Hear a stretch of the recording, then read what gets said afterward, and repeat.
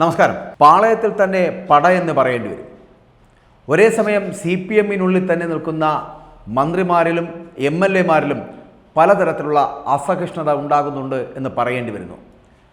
തലസ്ഥാനത്തെ റോഡ് നിർമ്മാണവുമായി ബന്ധപ്പെട്ട് വരുന്ന വാർത്തകൾ അത്തരത്തിലുള്ളതാണ്.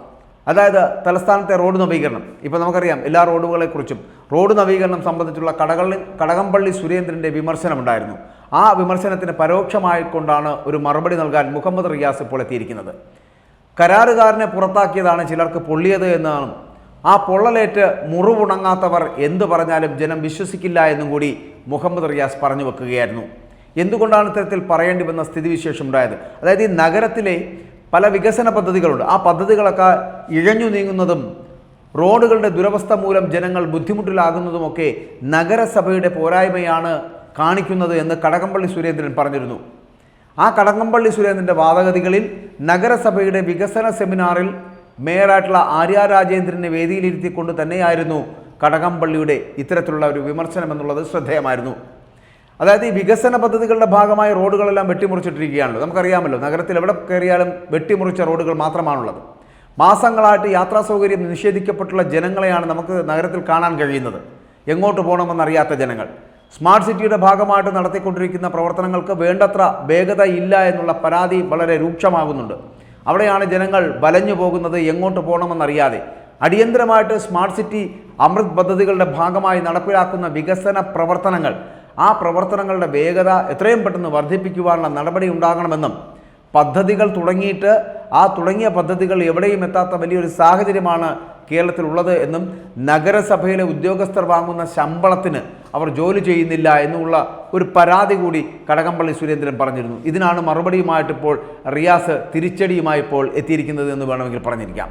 അതായത് അദ്ദേഹം പറയും പോലെ മന്ത്രി പറയുന്നത് കരാറുകാരനെ മാറ്റിയതാണ് ചില താല്പര്യമുള്ളവർക്ക്, തൽപര കക്ഷികൾക്ക് ഇഷ്ടപ്പെടാതിരുന്നത് എന്നാണ് മന്ത്രി പറയുന്നത്.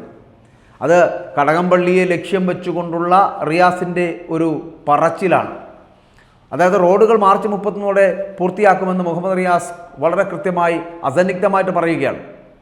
അദ്ദേഹം പറയുന്നത് ആകാശത്ത് റോഡ് നിർമ്മിച്ച് താഴെ കൊണ്ട് പിടിപ്പിക്കാൻ പറ്റുന്നൊരു സാഹചര്യമല്ലല്ലോ ഉള്ളത്. റോഡ് നവീകരണം നടത്തണമെന്ന് മാത്രമല്ല, എല്ലാം ഒരുമിച്ച് നടത്തുകയും വേണം. ചിലത് നടത്തി ചിലത് നടത്താതെ പോയി കഴിഞ്ഞാൽ എന്താണ് സംഭവിക്കാൻ പോകുന്നത് എന്ന് ചോദിച്ചാൽ, ഈ റോഡ് എന്തുകൊണ്ട് നന്നാക്കുന്നില്ല, ഈ റോഡ് എന്തുകൊണ്ടാണ് ഇങ്ങനെ കുത്തിപ്പൊളിച്ചിട്ടിരിക്കുന്നത് എന്നുള്ള ചോദ്യങ്ങൾ വന്നുകൊണ്ടേയിരിക്കും. ആ ചോദ്യങ്ങൾക്ക് ഉത്തരം പറയാൻ കഴിയില്ലല്ലോ. ഇപ്പോൾ എല്ലാവരും ചേർന്നിട്ട് റോഡുകളുടെ നവീകരണ പ്രവർത്തനങ്ങൾ നടത്തിക്കൊണ്ടിരിക്കുകയാണ് പല മേഖലകൾ, പല സ്ഥലങ്ങളിലായിട്ട്.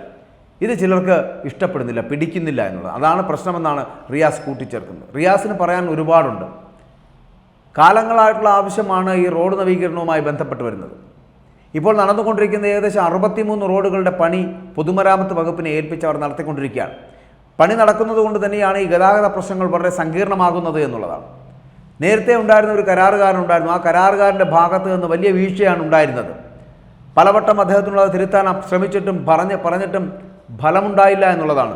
എന്തും ചെയ്യാമെന്നുള്ള ഒരു അഹങ്കാരത്തോടുകൂടി, ഹുങ്കോടുകൂടിയാണ് കരാറുകാരൻ പ്രവർത്തിച്ചതെന്ന് മന്ത്രി പറഞ്ഞു വെക്കുകയാണ്. ഈ കരാറുകൾ ഇങ്ങനെ വീതിച്ച് നൽകിയില്ലായിരുന്നുവെങ്കിൽ പണി ചിലപ്പോൾ പൂർത്തിയാകില്ലായിരുന്നു എന്നൊക്കെ മന്ത്രി പറഞ്ഞു വെക്കുന്നുണ്ട്. പക്ഷേ ഒരു കരാറുകാരനെ മാറ്റിയതാണ് ഇപ്പോൾ കടകംപള്ളിയെപ്പോലൊരു മുൻ മന്ത്രിക്ക് ഇഷ്ടപ്പെടാതെ വന്നിരിക്കുന്നത് എന്നാണ് മുഹമ്മദ് റിയാസ് പറഞ്ഞു വെക്കാൻ ശ്രമിക്കുന്നത്. മുഖ്യമന്ത്രിയുടെ സ്വാധീനം ഏറ്റവും കൂടുതലുള്ള ഒരു മന്ത്രിയാണല്ലോ മുഹമ്മദ് റിയാസ് എന്ന് പറയപ്പെടുന്നത്. അതുകൊണ്ട് തന്നെ മന്ത്രിസഭയിലും പാർട്ടിക്കുള്ളിലും ഏറ്റവും കൂടുതൽ സ്വാധീനമുള്ള ഒരു വ്യക്തിയായി തീരുകയാണ് മുഹമ്മദ് റിയാസ്. ആ മുഹമ്മദ് റിയാസിൻ്റെ വാക്കുകളെ ചിലപ്പോൾ പാർട്ടിയും പാർട്ടി നേതൃത്വം ഇപ്പോൾ മുഖവിലേക്ക് എടുക്കുമായിരിക്കും. പക്ഷേ പിണറായി വിജയൻ എന്ന് പറയപ്പെടുന്ന ആ നേതാവ് ഇല്ലാതാകുന്നതോടുകൂടി മാത്രമായിരിക്കും മുഹമ്മദ് റിയാസിനെ ഈ പാർട്ടി പോലും വകവയ്ക്കാത്ത ഒരു സ്ഥിതിവിശേഷത്തിലേക്ക് എത്തുക. എന്തായാലും കടകംപള്ളി സുരേന്ദ്രൻ്റെ കരാറുകാരൻ, വേണമെങ്കിൽ അങ്ങനെ തന്നെ പറയാം, അല്ലെങ്കിൽ കടകംപള്ളി സുരേന്ദ്രൻ്റെ ഇഷ്ടക്കാരൻ ആയിട്ടുള്ള, ചാർച്ചക്കാരനായിട്ടുള്ള റോഡ് പണി ചെയ്യുന്ന കരാറുകാരനെ മാറ്റിയതിലുള്ളൊരു പ്രതിഷേധം കടകംപള്ളിക്കുണ്ട് എന്നുള്ളത് പറയാതെ പറയുകയാണ് മുഹമ്മദ് റിയാസ്. അപ്പോൾ അതിനുള്ളിൽ തന്നെ പടലപ്പിണക്കമാണ് നടക്കുന്നത് പാർട്ടിക്കുള്ളിൽ നിന്ന് പറയാതിരിക്കാൻ കഴിയില്ല. മുഹമ്മദ് റിയാസ് ചെയ്തു കൂട്ടുന്ന പ്രവർത്തികൾ എന്ന് പറയപ്പെടുന്നതിന് മൗനാനുവാദം നൽകിയിരിക്കുന്നത് പിണറായി വിജയനാണ്. അതുകൊണ്ട് തന്നെ മറ്റാരും ആ മുഹമ്മദ് റിയാസ് ചെയ്യുന്ന പദ്ധതികളിലോ അദ്ദേഹം പങ്കെടുക്കുന്ന പരിപാടികളിലോ മറ്റുള്ള ഒരു പ്രവർത്തനങ്ങൾക്കും നേതൃത്വം നൽകുന്നില്ല എന്നുള്ളതാണ്. എതിരഭിപ്രായങ്ങളൊന്നും ഉണ്ടാകുന്നില്ല എന്നുള്ളതാണ്. പക്ഷേ കടകംപള്ളിയെപ്പോലുള്ള ആളെക്കുറിച്ച് ഇത്രയും കൃത്യമായി മുഹമ്മദ് റിയാസ് പറയണമെങ്കിൽ കടകംപള്ളി എന്ന് പറയപ്പെടുന്ന അഴിമതിക്കാരനാണ് എന്ന് മുഹമ്മദ് റിയാസ് പറയാതെ പറയുകയല്ലേ? കടകംപള്ളിയെപ്പോലൊരാളുടെ ഇഷ്ടക്കാരനെ മാറ്റുമ്പോൾ സ്വാഭാവികമായിട്ടും ഉണ്ടാകുന്ന ഒരു പ്രതികരണം മാത്രമാണ് ഈ കടകംപള്ളിയെപ്പോലൊരു MLA ഭാഗത്ത് നിന്ന് ഉണ്ടായത് എന്ന് പറഞ്ഞു വയ്ക്കാൻ ശ്രമിക്കുമ്പോഴും കടകംപള്ളി പൂർണ്ണമായിട്ടും അഴിമതിക്കാരനാണ്, അദ്ദേഹം ഈ കരാറുകാരെ പോലെ അഴിമതി നടത്തുന്ന കരാറുകാരൻ്റെ കൂടെയാണ് എന്ന് പറയുന്ന ഒരു വാദം മുഹമ്മദ് റിയാസ് മുന്നോട്ട് വെക്കുന്നത് കടകംപള്ളിയെയും ഉന്നം വെച്ചുകൊണ്ട് തന്നെയാണ് എന്ന് പറയേണ്ടി വരുന്നു.